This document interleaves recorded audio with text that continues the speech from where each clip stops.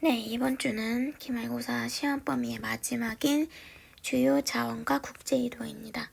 자원에는요, 크게 식량이 있고 에너지가 있는데 우리는 에너지 빼고 식량까지만 할 거예요. 식량 자원이라는 거는 우리가 먹는 자원들이죠. 무엇이 있냐면 대표적으로 얘네가 있습니다. 쌀, 그 다음에 가운데는 밀, 얘는 옥수수죠.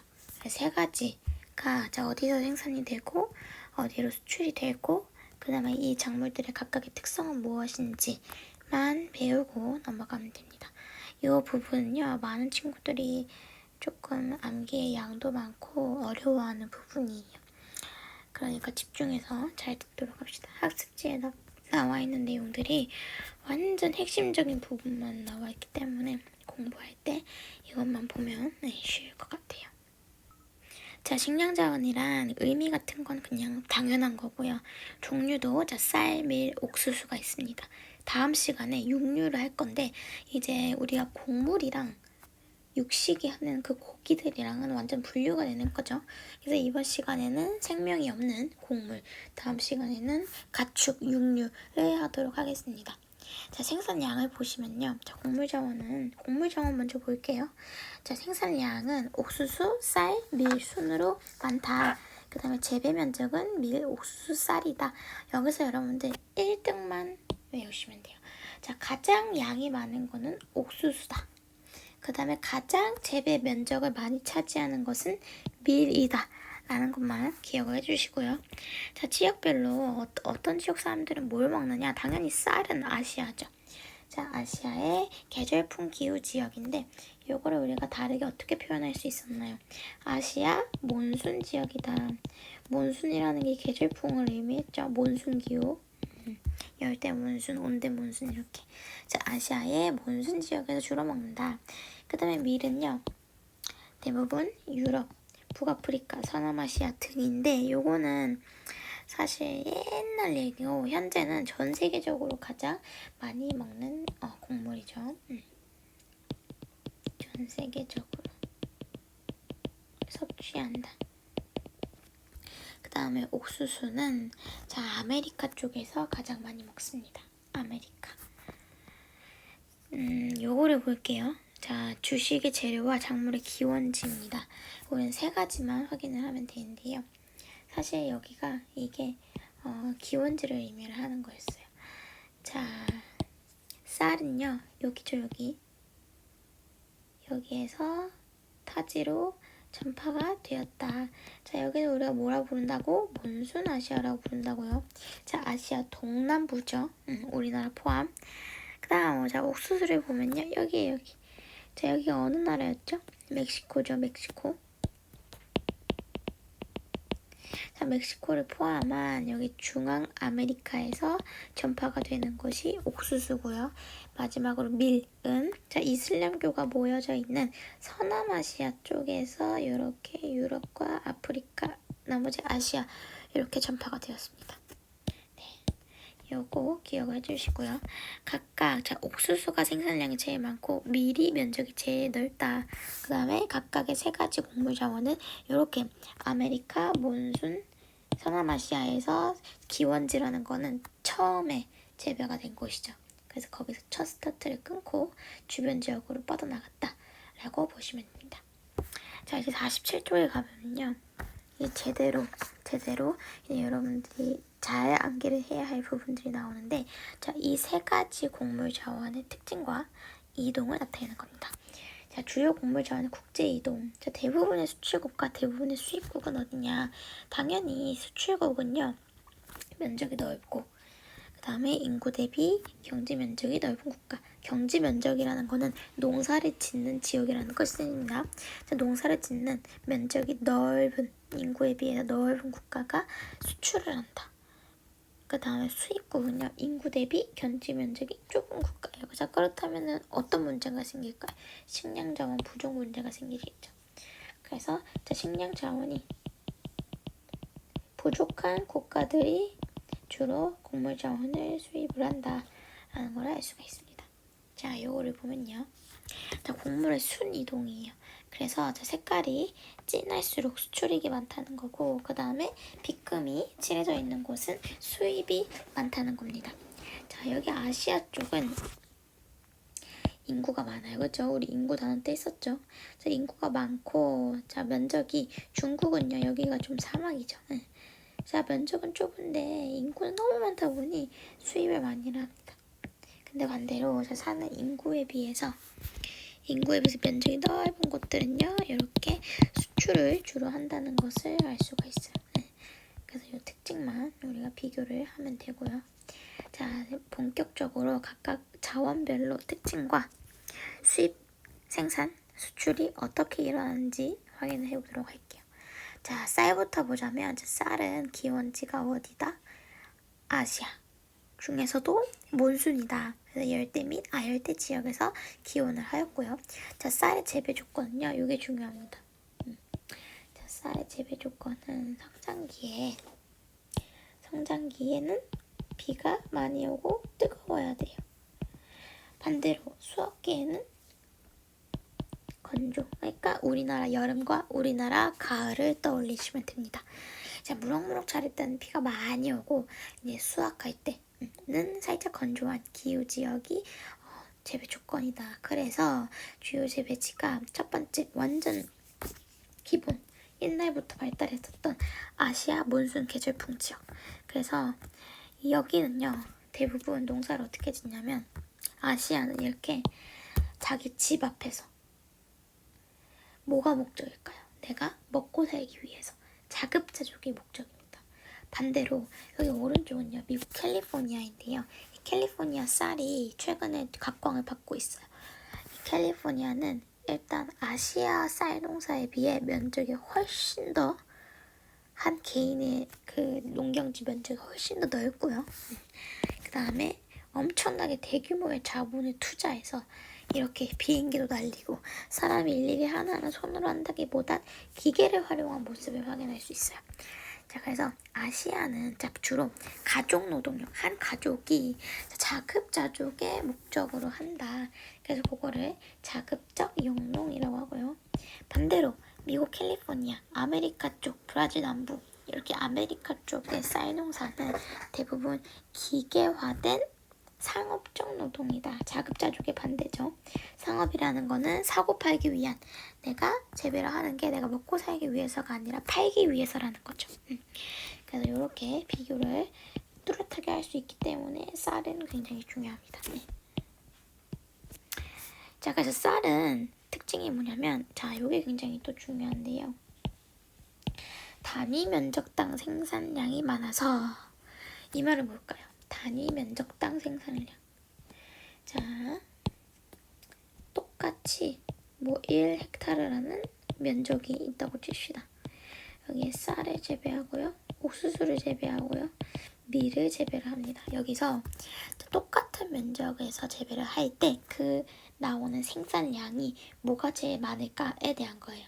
단위 면적당 생산량은, 정리를 하자면 옥수수가 1등이고요. 그래서 5의 생산량이 나온다고 칩시다. 그럼 쌀은 한 4 정도 되고요. 밀은 1 정도 된다고 쳐요. 자, 그래서 쌀의 특징은 이 단위 면적당 생산량이 많다. 자, 그래서 한 면적에서 자급자족할 수 있는 사람들이 많은 거죠. 왜? 많이 나오니까. 이걸 우리가 뭐라고 하냐? 한 토지, 한 공간이 수용할 수 있는, 부양할 수 있는 인구. 자, 인구 부양력이라고 했습니다. 인구 부양력. 자, 인구를 부양할 수 있는 힘이 쌀은 크다. 자, 그래서 전통적인 벼농사 지역들은 대부분 인구 밀도가 높을까요, 낮을까요? 높은 거죠. 자, 그 다음 두 번째, 아시아 계절풍 기후 지역은 생산지에서 주로 소비가 된다. 이거는 이유가 뭘까요? 자급자족이기 때문이죠. 자급자족. 자, 그래서 수출이 별로 되지 않고, 자, 생산한 지역에서 주로 소비가 된다는 뜻입니다. 그래서 한마디로 밀, 옥수수보다 국제 이동량이 적다라고 할 수가 있겠죠. 그래서 우리가 주요 생산국과 주요 수출국을 볼 텐데 이렇게 정리가 됩니다. 이 부분이 학생들이 어려워하는 이유가 뭐냐면요. 그냥 단순 암기량이 많은 부분이에요. 자, 그래서 우리가 생산량과 수출을 각각 볼 텐데 생산량은 절반이 뭐다? 중국, 인도다. 이 자원은요. 계속 나오는 단어 그 국가가 있어요. 중국, 인도. 중국, 인도, 중국, 인도. 아무래도 중국과 인도가 특징이 뭔가요? 전 세계에서 가장 인구가 많은 지역이죠. 둘이 인구가 비등비등합니다. 10억 명이 넘어요. 자, 그렇다 보니 당연히 그 많은 인구들을 수용하기 위해서 곡물 자원의 재배도 많이 한다더라 라고 정리를 할 수가 있는 것이죠. 자, 그래서 수출국을요. 선생님이랑 같이 적어보도록 할게요. 자, 순위를 정리를 해보면 1등 중국, 그 다음 인도, 그 다음 인도네시아, 그 다음 방글라데시, 그 다음 베트남입니다. 그래서 우리가 뭘 알 수 있나? 대부분 자, 생산량 탑은 아시아 지역이다. 비록 아메리카도 최근 쌀농사를 막 짓고 있긴 하지만 생산량은 아시아에 비할 수가 없습니다. 자, 그 다음 주요 수출국을 볼게요. 자, 주요 수출국은 인도, 타이는 태국이죠. 그 다음에 베트남,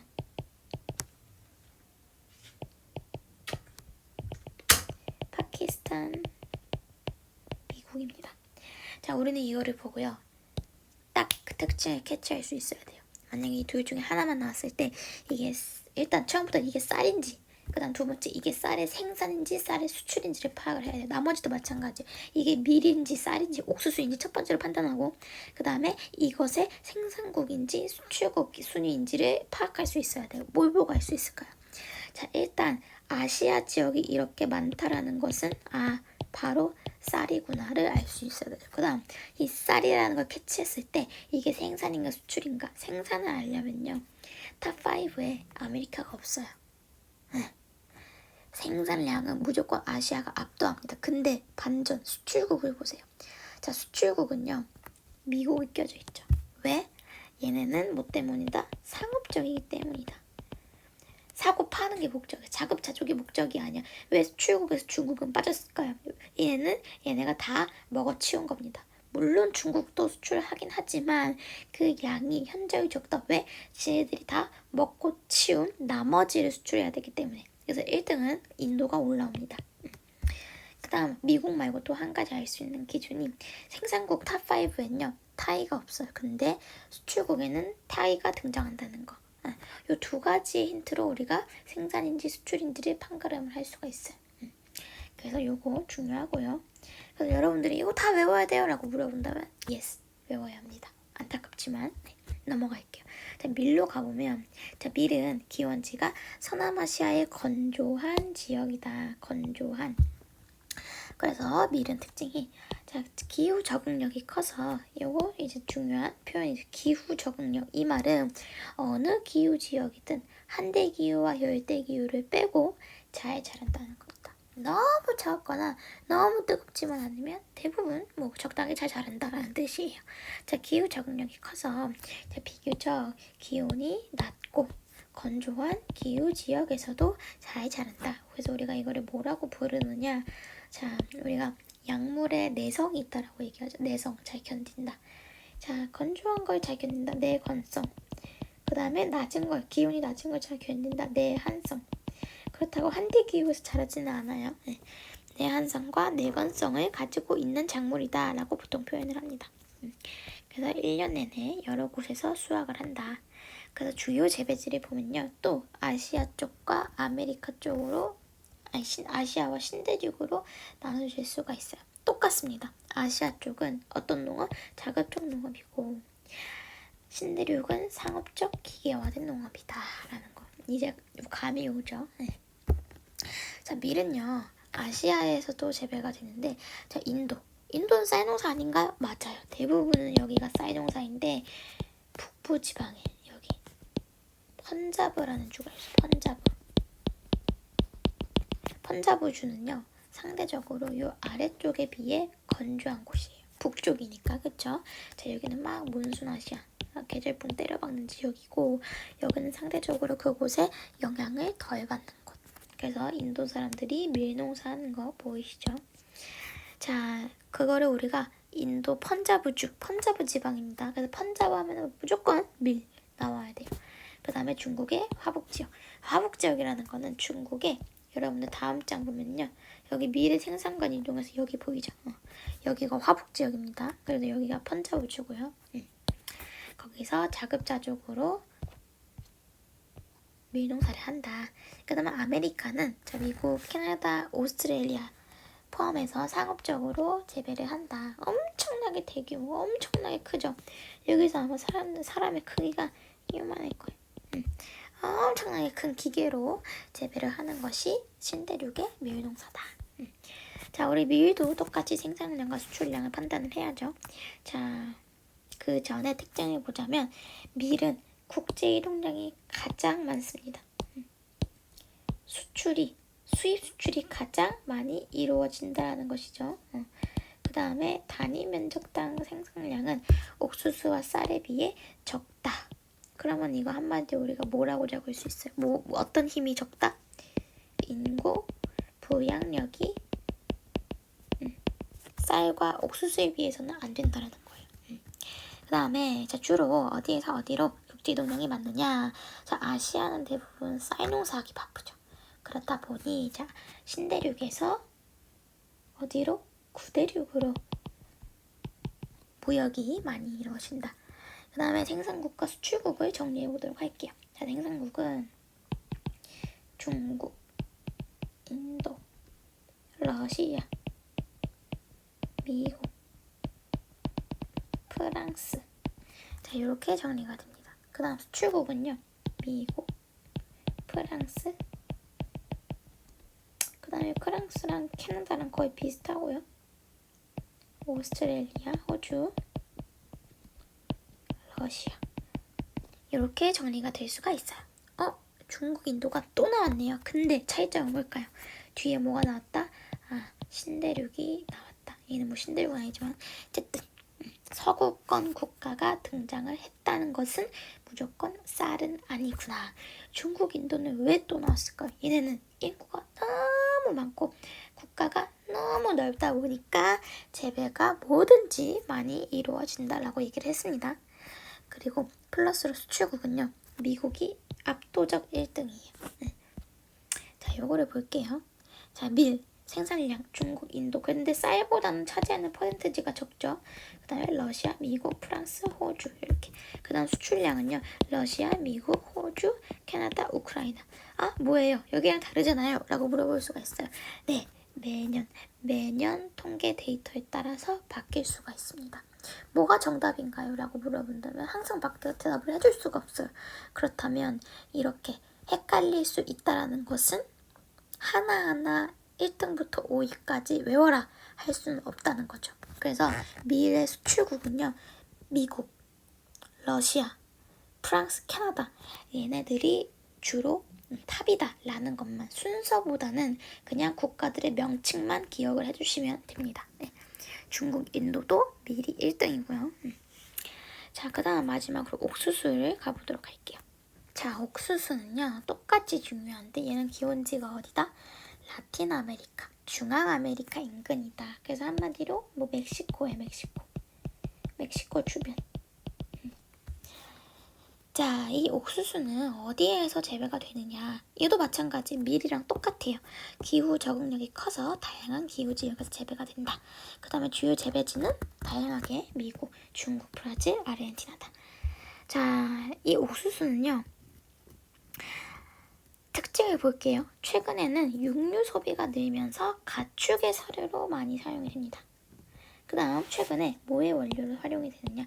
바이오에탄올. 의 원료로 활용이 되면서 이 수요가 급증하고 있다. 옥수수는요. 중요한 특징이 뭐냐면 식량 자원보다는 식량보다는 공업 원료나 가축 사료로 이용이 되는 경우가 많습니다. 그래서 우리가 옥수수를 보면요. 이렇게 소들이 먹는 사료들로 많이 이용이 되고, 최근에 이제 석유를 대체할 수 있는 바이오 에탄올이라는 게 각광을 받고 있는데, 이렇게 이 옥수수를 막 따가지고 발효를 시키면 원유, 기름처럼 뭔가 결과가 나와요. 그래서 이거를 자동차에다가 활용을 할 수 있습니다. 그래서 우리나라에도 이 바이오 에탄올 주유소가 따로 있을 정도로 최근에 막 떠오르고 있어요. 그래서 우리가 사람이 직접 먹는다기보단 가축의 사료나 뭐 이런 원료로 활용이 되는 부분이 많기 때문에 이런 특징들은 우리가 꼭 기억을 해주셔야 되고요. 그 다음 총 생산량 및 단위 면적당 생산량이 많다라고 나와 있는데, 아까 있었죠? 쌀과 마찬가지로 단위 면적당 생산량이 많다. 근데 이 단위 면적당 생산량을 세 가지 순위를 결정을 하자면요. 아까 그림으로 그랬지만 옥수수가 1등이고 그 다음 쌀이고 그 다음이 밀이에요.